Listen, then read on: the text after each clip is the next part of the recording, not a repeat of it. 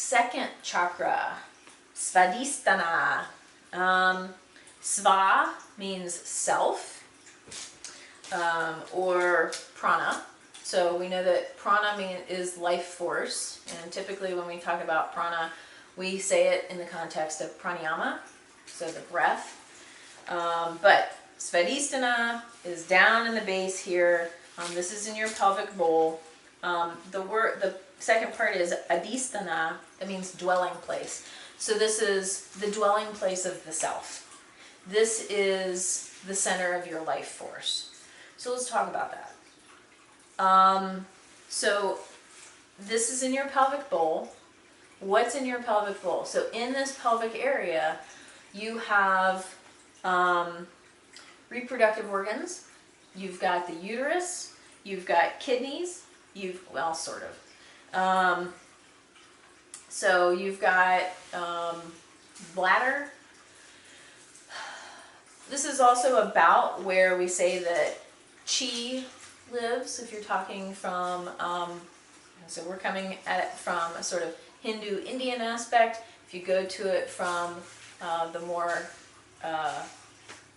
other eastern, north of India, talking about chi, Eastern philosophy, it sort of resides in this area as well. Life is created here. There's elimination here. We're getting rid of unwanted stuff, which is important. And so we frequently think about the stuff that we're eliminating. It's not bad. It's just we don't need it now. And then it goes back to the earth and turns into this whole other cycle and gets recycled and reused in a different way. The sound for Svadhisthana is vam, vam, vam. And it's spelled V-A-M, but the A frequently in Sanskrit is pronounced like a U, so vam. The element is water, makes sense. Most things in your pelvic bowl, in your pelvic region, are water-based. Again, urine, feces, all this stuff that's going out here, this is all juicy. So it's water. And if you think about it also from a sort of planetary standpoint, water, so the first chakra was earth, and then you've got water on the earth. That makes sense, doesn't it? Because if you've gone to any lake, pond, river, there's earth underneath the water supporting it. It's got a foundation. Even the deepest depths of the ocean, even a water planet, it's got some foundation in the middle. It's not just water all the way through. Maybe turtles all the way down, but it's not water all the way through. Because the gravity of that, it needs to pull it in somewhere. So anyway, so the element is water. And if you think about water as an element, we could go and, oh my gosh, I could talk about this for ages. Water as an element, I'm a Pisces, I'm a water sign. So the idea behind that is mutable, meaning like, flexible is kind of a word that can be used, but like, give me a situation, I'm going to study it for a second, and then I'm going to settle into it. There's not much. If you're a water sign, if you're mutable, if you sort of focus on the water element, there's not much that really throws you off course, right? Have you ever, so when you go and look at some water moving, a river, a stream, right? When there's a rock in the middle of the water, or if you throw a rock into the middle of the stream, the water doesn't all of a sudden completely like jump out of the stream, right? There is a splash, that's gravity, that's how physics works. But then after a second, the water's like, oh yeah, there's a rock. And then it starts to go around it, right? It figures it out, and investigating water is fascinating to me because it's like, I feel like water I'm not one to say that something is sentient or not. I think that everything is sentient. Just because I can't prove it, just because I don't hear it talking to me, I'm getting close to that point with this lockdown thing, with this isolation for COVID. But when you look at water, not every single droplet splashes against the edge of that rock. Some of it just sort of moves. So are water droplets deciding, oh, I'm going to splash against it? Or are water droplets like, I'm going to go next to it? Maybe water thinks that it's fun to splash up. But water moves as it needs to, and usually it follows gravity. In Taoism, there's a concept of following the waterway course. So you just move. It's not necessarily the easiest path, it's the smoothest path. There are going to be things that are in your way, but you sort of move with them, okay? And so the second chakra is now coming closer to our core, which is Manipura. We'll talk about that next time. But you're getting to the part where we're building up this foundation here, okay? The glands that are related to this are the gonads and the ovaries, so reproductive organs. Life comes from water. Babies are in amniotic fluid. They're in a kind of water for 9 months. Most things have some sort of a sac, or they're born in water, water is essential. It is pretty essential for life. You could probably argue that you could live without water. We could not very well. Body parts associated with it: the womb, so the uterus, kidneys, urinary tract, spleen, gallbladder. You're also talking about things that have some impact on your immune system. So I've got a friend who lacks a spleen, so he is immunocompromised. But these are things that help clean stuff out. We're not quite to like the liver and the kidneys, but we do have the kidneys here. So it cleans stuff out, it cleanses, it purifies. These are things that, just like in a stream, there's sediment that settles and all of that. So it's important. These are important things. So myself, I've had a hysterectomy. I have no uterus. So there's a psychological component to some of these things as well. When they're out of whack, when they're missing, things change in life.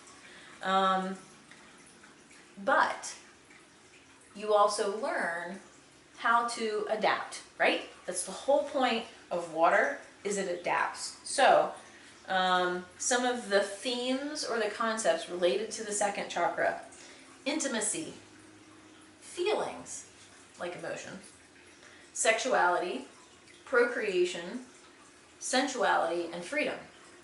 So if we think about all of those words, so there is definitely a psychological component to each of these chakras.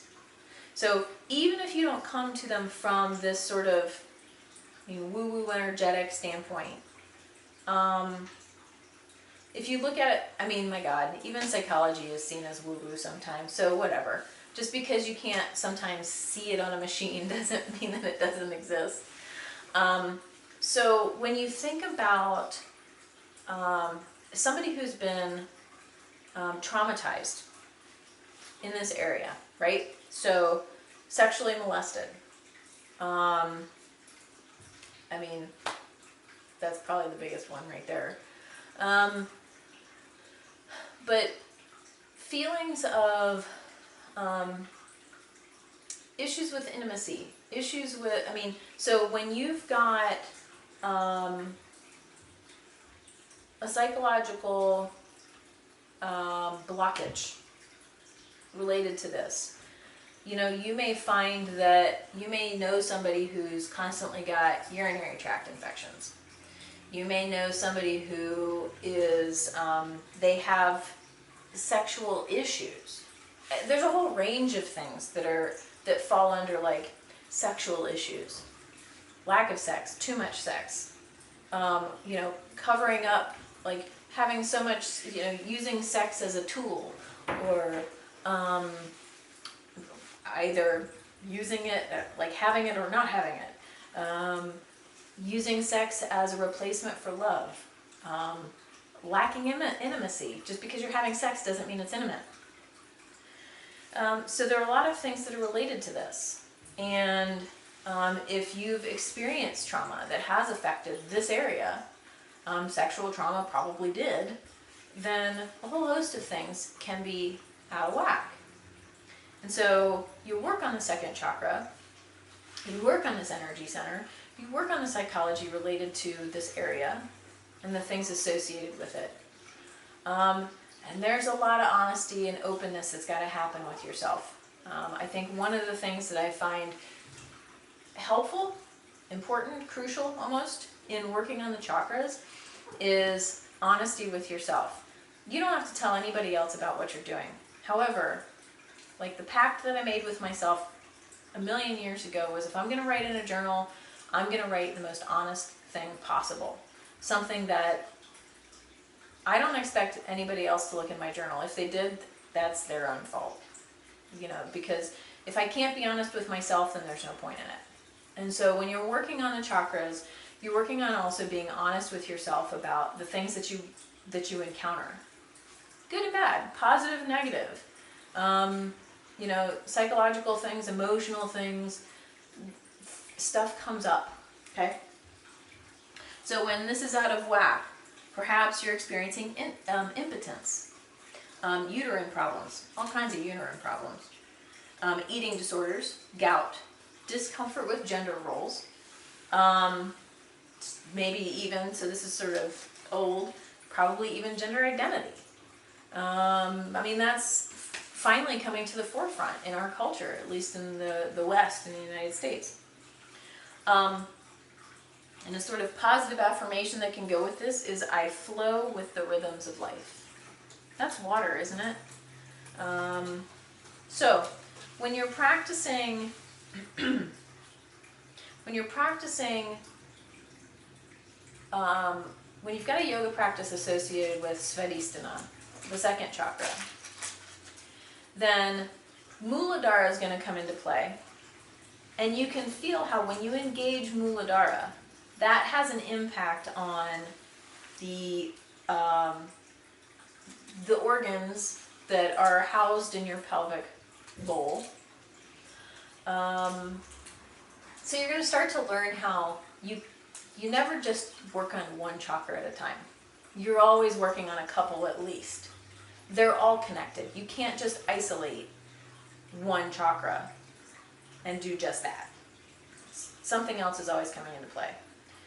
So when we're working on the second chakra,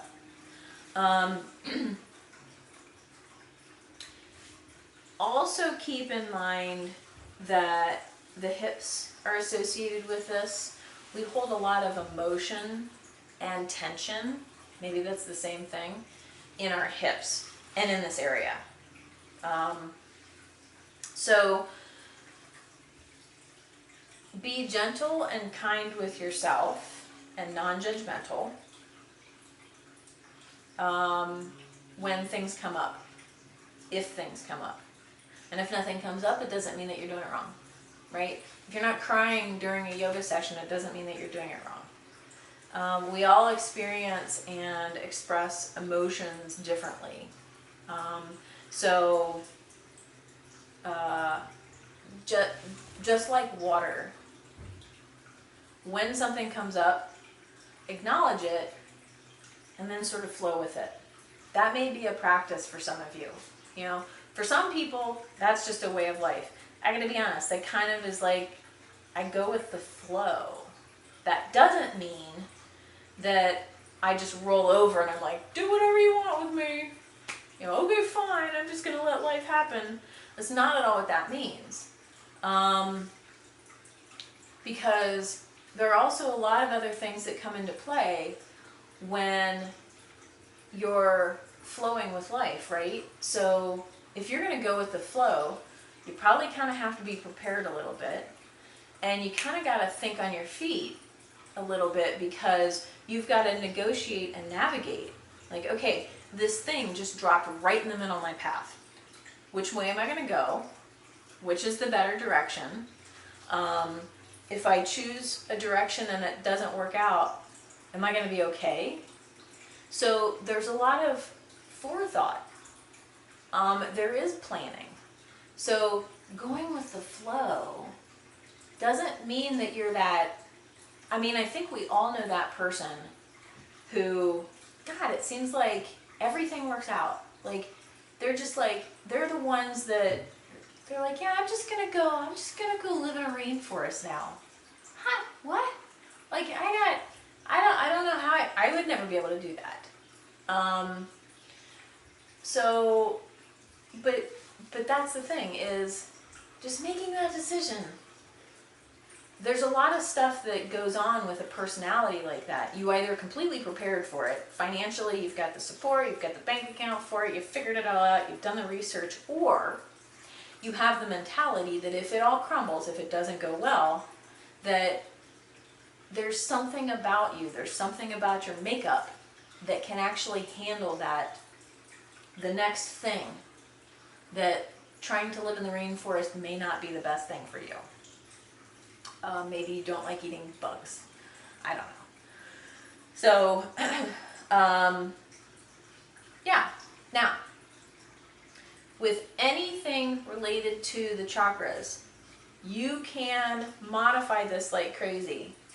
You're taking a look at your energy level, you're taking a look at where you are and that aspect, and you're deciding, what kind of effort am I going to put into this today? Doesn't mean you're being lazy, but how much am I going to do with this? How much can my whole person, can my whole thing handle right now? And then you just gently maybe challenge yourself a little bit more, or you back off for the day, right? So, because if you've taken the chakra, I guess it's called a personality test, but if you've taken the sort of chakra test with the circles and the pie pieces, then you can see where you've got some imbalance. And the ones where you've got complete balance, because like the first and the seventh chakra, they're a pair. The second and the sixth, they're a pair. So if those are aligned and those are balanced, then sweet.